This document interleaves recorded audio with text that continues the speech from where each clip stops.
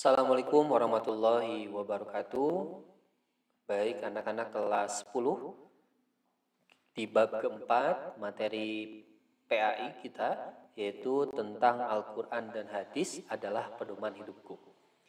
Marilah kita mulai dengan baca basmalah. Mudah-mudahan Allah berikan kemudahan, Allah berikan kelancaran dalam setiap aktivitas kita, terkhusus kita mendapatkan ilmu yang bermanfaat. Jangan lupa yang belum like, komen, dan subscribe, silahkan di subscribe terlebih dahulu agar kalian sama-sama memberikan dan sekaligus mendapatkan manfaat dari channel saya ini ya.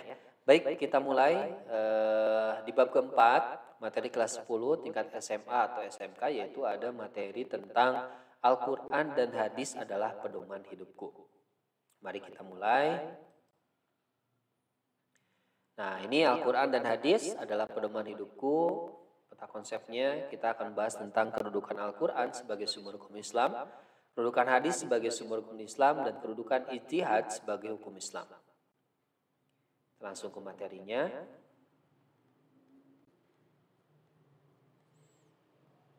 Nah, memahami Al-Quran, hadis, dan ijtihad sebagai sumber hukum Islam.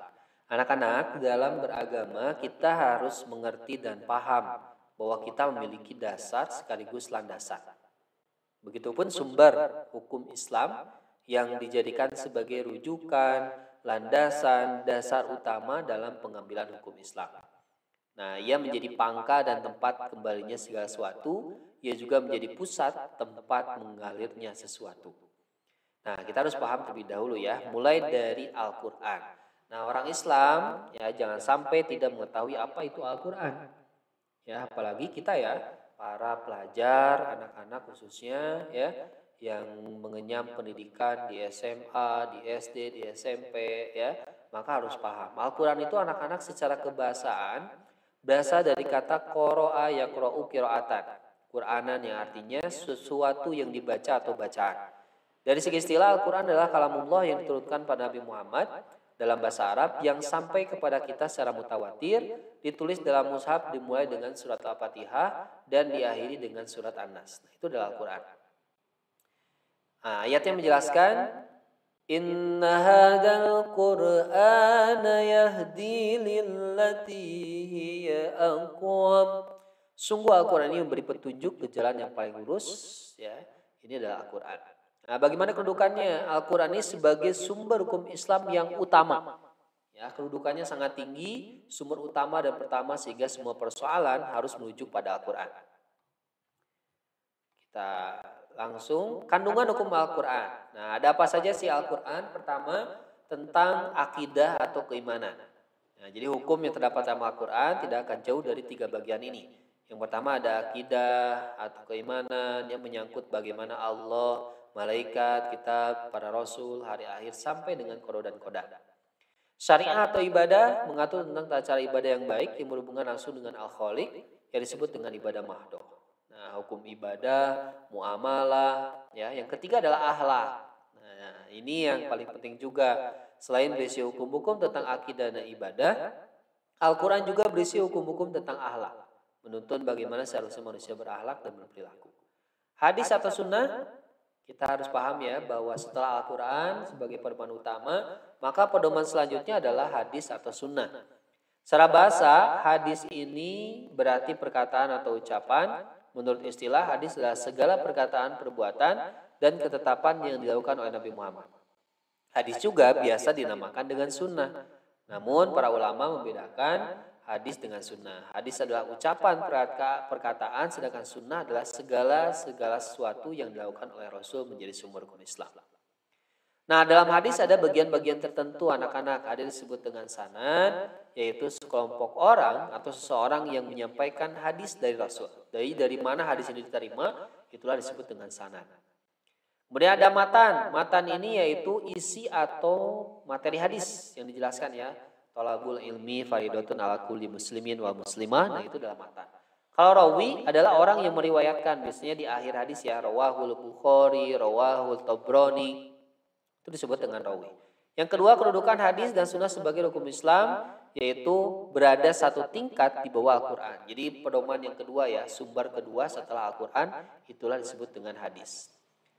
Hadis itu untuk apa sih? Yang pertama menjelaskan ayat Al-Quran yang masih bersifat umum. Kadang kan Al-Quran hanya redaksinya bersifat umum dan dijelaskan secara rinci melalui hadis.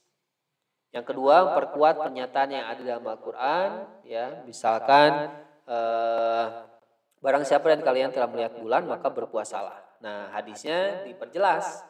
Berpuasalah karena melihat bulan dan berbukalah karena melihatnya. Hadis Bukhari dan Muslim. Yang ketiga, menerangkan maksud dan tujuan ayat. Misal dalam Quran surat At-Taubah 34, orang-orang yang menyimpan emas dan perak kemudian tidak membelanjakannya di jalan Allah. Gembirakanlah mereka dengan ajab yang pedih. Dijelaskan oleh hadis, Allah tidak mewajibkan zakat kecuali supaya menjadi baik harta-hartamu yang sudah zakati. Yang keempat, menetapkan hukum baru yang tidak terdapat dalam Al-Quran. Kadang tidak semua secara eksplisit ya atau secara tekstual dijelaskan dalam Al-Quran, tetapi tetapkan hukumnya baru oleh hadis. Macam-macam hadis, ada yang disebut dengan hadis mutawatir, hadis yang diriwayatkan oleh banyak perawi, baik kalangan para sahabat ataupun generasi sudahnya. Jadi banyak nih yang meriwayatkannya.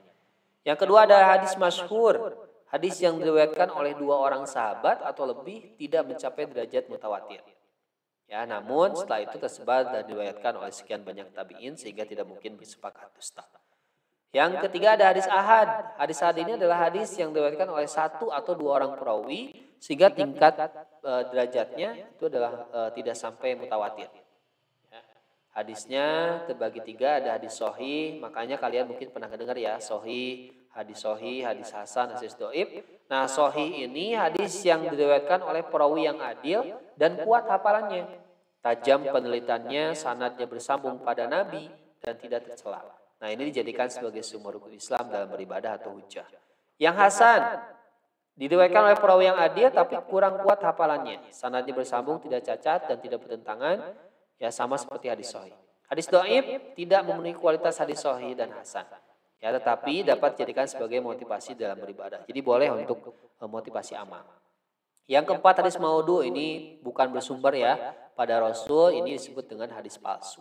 Dan hati-hati dengan hadis ini. Selanjutnya ada ijtihad. Apa itu ijtihad? Ijtihad berasal dari bahasa Arab dari kata ijtahada yazdahidu ijtihadan, yang berarti mengerahkan segala kemampuan, bersungguh-sungguh mencurahkan tenaga, bekerja secara optimal.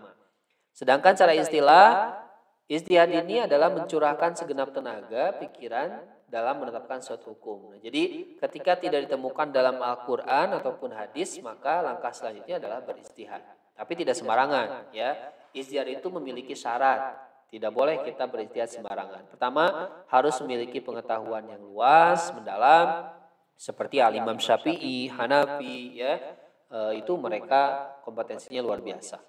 Memiliki pemahaman yang mendalam tentang bahasa Arab, ilmu tafsir, usul fikih dan tarik, memahami cara merumuskan hukum, memiliki keluhuran akhlak mulia, dan kedudukannya ijtihad ini adalah sumber hukum Islam setelah Al-Quran dan hadis. Jadi sumber ketiga, 1 Al-Quran, 2 hadis, kemudian ijtihad. Bentuk-bentuk ijtihad ada ijma, ya, itu adalah kesepakatan para ulama. Contohnya membukukan Al-Quran, nah, itu adalah salah satu ijma para sahabat dulu ketika Nabi sudah wafat. Kemudian kias, ya, kias itu mempersamakan atau menganalogikan. Seperti haramnya Homer, ya, seperti sama dengan brandy, whisky, minuman keras, tidak ada dalam Al-Quran tapi dikiaskan dengan keharaman Homer. Ada juga maslahah mursalah, penetapan hukum yang menitik beratkan pada pemanfaatan suatu perbuatan, tujuan hakiki universal terhadap syariat Islam, misalnya seorang wajib mengganti atau membayar kerugian atau kerugian pada pemilik barang karena kerusakan di luar kesepakatan. Pembagian hukum Islam secara umum terbagi 2 anak-anak, ada hukum taklifi, ada hukum wad'i.